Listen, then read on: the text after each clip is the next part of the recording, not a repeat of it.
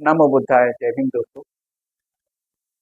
दोस्तों, आपने बाबा साहब अम्बेडकर का नाम सुना होगा और गांधी जी का भी बहुत खूब सुना होगा। दोनों ही दलितों की बात करते थे, लेकिन दोनों के विचारों में जमीन आसमान का अंतर था। क्या अंतर था! और उस अंतर की वजह से ही पूना पैक्ट का समझौता हुआ। आप जानते होंगे तो वो पूना पैक्ट के समझौते की क्या गहराई थी, वो क्यों हुआ, उसके लिए क्या आवश्यकता पड़ गई, गांधी जी क्या चाहते थे, बाबा साहब अम्बेडकर क्या चाहते थे, और वो क्या जो बाबा साहब अम्बेडकर चाहते थे वो क्या वो कर सके, और नहीं कर सके तो उन पर क्या दबाव था। तो वो सब बातें मैं इस वीडियो में बताना चाहूँगा। क्या बाबा साहब अम्बेडकर खुश हुए पूना पैक्ट के समझौते को करके, और अगर नहीं करते पूना पैक्ट समझौता तो उसके क्या परिणाम होते, ये सब मैं बताना चाह रहा हूँ आपको इस वीडियो के माध्यम से। तो बने रहिए वीडियो के साथ। बहुत इंटरेस्टिंग वीडियो होने वाला है, बहुत ज्ञानप्रद वीडियो होने वाला है। और इस वीडियो को लाइक कीजिएगा अगर आपको थोड़ा सा भी पसंद आए, और इस चैनल को सब्सक्राइब कीजिए अगर आप मेरे चैनल पर नए हैं। तो वीडियो को शुरू करते हैं दोस्तों। पूना पैक्ट समझौता जो बाबा साहब अम्बेडकर के जीवन की अभूतपूर्व घटना है, यह उनके जीवन का जीवन मरण का भयानक प्रसंग है। इस समझौते के पूर्व बाबा साहब अम्बेडकर का जीवन घोर संकट में घिर गया था। सनातनी कट्टरपंथियों की ओर से उनको जान से मारने की धमकियां मिल रही थी। इस धर्म संकट को जानने के लिए हमें कुछ अतीत में कुछ पीछे जाना होगा। बाबा साहब अम्बेडकर उच्च शिक्षा ग्रहण करने के लिए अमेरिका के कोलंबिया विश्वविद्यालय गए थे।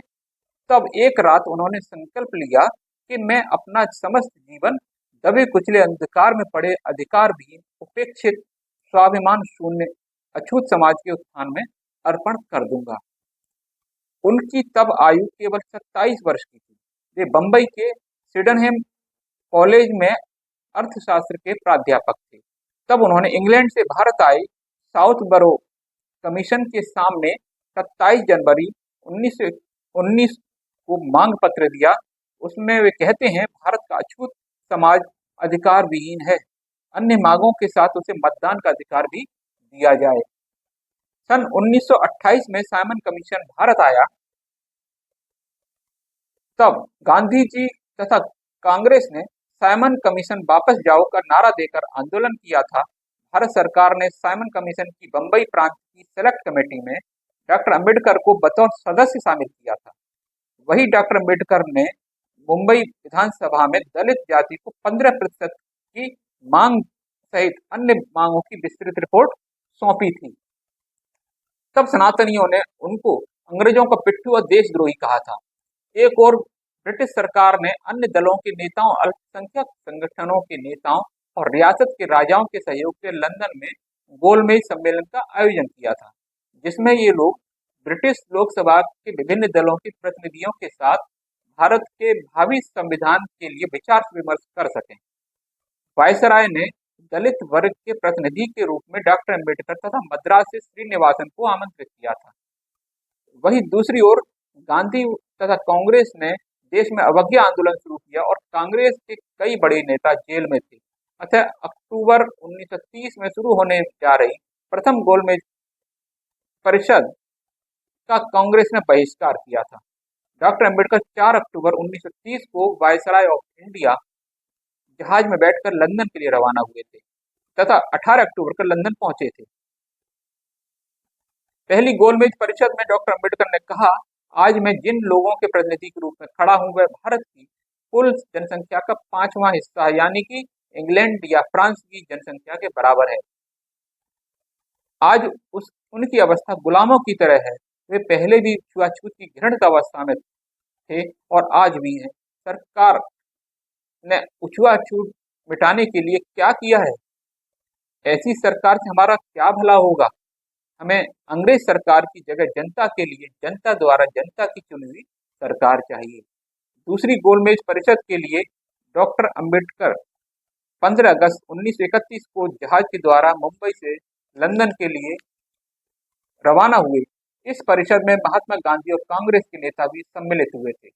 दूसरी परिषद में अछूतों का मजबूती से पक्ष रखते हुए डॉक्टर अंबेडकर ने कहा था, भारत एक विचित्र देश है। यहाँ के देशभक्त अपने देश के भाइयों के साथ पशुतुल्य आचरण करने पर भी मौन रहते हैं। उनकी मानवता अन्याय के विरुद्ध विद्रोह नहीं करती।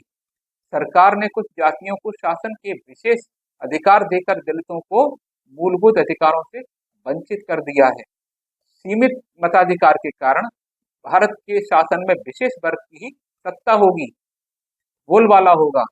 अल्पसंख्यकों की मांग पहले ही स्वीकार की जा चुकी है, किंतु दलित वर्ग की स्थिति भिन्न है। अहिंसा के पुजारी गांधी जी अछूतों की मांगों का पूरी तरह से विरोध कर प्राण त्यागने की धमकी दे रहे हैं। वही राजा महाराजाओं के सामने भेड़ बने हुए हैं। वे मुसलमानों और सिखों को स्वतंत्र निर्वाचन क्षेत्र देने का अधिकार देने को तैयार हैं, किंतु वही अधिकार वे अछूतों को नहीं देना चाहते हैं। पश्चात अपने भारत पश्चात अपने भाषण में महात्मा गांधी ने सिख, मुसलमान, जमींदार, व्यापारी, ईसाई और एंग्लो इंडियन को बहाल स्वतंत्र निर्वाचन क्षेत्र का कोई विरोध नहीं किया, किंतु डॉक्टर अंबेडकर द्वारा अछूतों की स्वतंत्र निर्वाचन क्षेत्र की मांग का पुरजोर विरोध किया। उन्होंने यहाँ तक कह दिया कि यदि अछूत ईसाई या मुसलमान बन गया तो चलेगा, किंतु उसे स्वतंत्र निर्वाचन क्षेत्र का अधिकार कभी नहीं मिलेगा। 17 अगस्त 1932 को ब्रिटिश सरकार के प्रधानमंत्री रेंजी मैकडोनाल्ड ने कम्युनल अवार्ड की घोषणा की, जिसमें अछूतों को राज्य विधानमंडल और केंद्रीय विधानमंडल में स्वतंत्र निर्वाचन क्षेत्र बहाल किया गया था। यानी कि अछूतों को 2 वोट देने का अधिकार दिया गया था तथा अछूतों को मतदान का अधिकार मिला। उन्हें स्थानीय संस्थाओं के चुनाव में लगाई गई पाबंदी हटा दी गई। वहीं नौकरियों पर लगी पाबंदी भी हटी। अछूतों की शैक्षणिक प्रगति हेतु हर राज्य में शिक्षा निधि का प्रावधान किया गया। अछूतों को मिले स्वतंत्र निर्वाचन के अधिकार के विरोध में गांधी जी ने 20 सितंबर 1932 को आमरण अनशन प्रारंभ कर दिया। केवल अछूत समाज को छोड़कर पूरे देश से गांधी की प्राण रक्षा हेतु बाबा साहब अम्बेडकर पर दबाव पड़ने लगा। उन्हें हत्या की धमकियां मिलने लगी। एक ओर बाबा साहब के प्रयत्नों से समाज को मिले अधिकार थे, तो दूसरी ओर गांधी जी के प्राण थे। बाबा साहब अम्बेडकर के सामने धर्म संकट खड़ा हो गया। आखिर 24 सितंबर 1932 को महात्मा गांधी तथा बाबा साहब अम्बेडकर के बीच पूना की यरवदा जेल में समझौता हुआ, जो पूना पैक्ट समझौता के नाम से जाना जाता है। इस समझौते में अछूतों को स्वतंत्र निर्वाचन क्षेत्र के स्थान पर संयुक्त निर्वाचन क्षेत्र मिला। महात्मा गांधी तथा उनके साथियों ने वचन दिया था कि वे अछूत उम्मीदवार के स्थान पर अपना उम्मीदवार खड़ा नहीं करेंगे, किंतु वे आगे चलकर अपने वचन से मुकर गए। ऐसे ही अनेक कटु अनुभवों के साथ डॉक्टर बाबा साहब अम्बेडकर ने 24 जून 1945 को कांग्रेस तथा गांधी ने अछूतों के लिए क्या किया नामक जो पुस्तक लिखी। हम देखते हैं कि गांधी ने अछूतों को स्वतंत्र निर्वाचन क्षेत्र मिलने पर आमरण अनशन किया था, किंतु उन्होंने कभी अस्पृश्यता के विरोध में आमरण अनशन नहीं किया और न ही अंग्रेजी सत्ता के विरोध में आमरण अनशन किया। दरअसल वे अछूतों को हमेशा ही दयनीय अवस्था में ही देखना चाहते थे। सन 1975 के बाद दिखाई पड़ता है कि 24 सितंबर को पूना समझौता धिक्कार दिवस मनाया जाता है, जबकि असलियत यह है कि उस समझौते के बाबा साहब एक पक्ष थे, यानी बाबा साहब अम्बेडकर का भी धिक्कार किया जाता है। उन्हें किन परिस्थितियों में समझौता करना पड़ा, ये धिक्कार दिवस मनाने वाले क्या जाने। बाबा साहब ने अछूतों के उत्थान हेतु जो लकीर खींची है, यदि वह पुरुषार्थ है, तो इन धिक्कार करने वालों ने बाबा साहब से भी बड़ी लकीर खींचकर दिखानी चाहिए। यदि बाबा साहब अम्बेडकर अपनी बात पर कायम रहते और आमरण अनशन में महात्मा गांधी की मृत्यु हो जाती, तब अछूतों पर कितने अत्याचार और कितने कत्लेआम होते, इस कल्पना मात्र से मनुष्य सिहर उठता है। यह कहावत है, बकरी जान से गई पर खाने वाले को मजा नहीं आया। तो दोस्तों, जो धिक्कार दिवस मनाते हैं उनको ये नहीं मनाना चाहिए, क्योंकि इसमें वो यानी कि वो दिखाना चाहते हैं कि बाबा साहब ने गलती की, लेकिन जो किया उन किन परिस्थितियों में, तो उन परिस्थितियों को ध्यान में रखना चाहिए। तो दोस्तों, मैं इस वीडियो को यहीं समाप्त करता हूँ। कैसा लगा वीडियो दोस्तों, इस पर विचार कीजिएगा और अच्छा लगा हो तो इसको लाइक कीजिए, चैनल को सब्सक्राइब कीजिए और वीडियो को शेयर कीजिएगा। मिलते हूँ अगले वीडियो में, तब तक के लिए नमो बुद्धाय।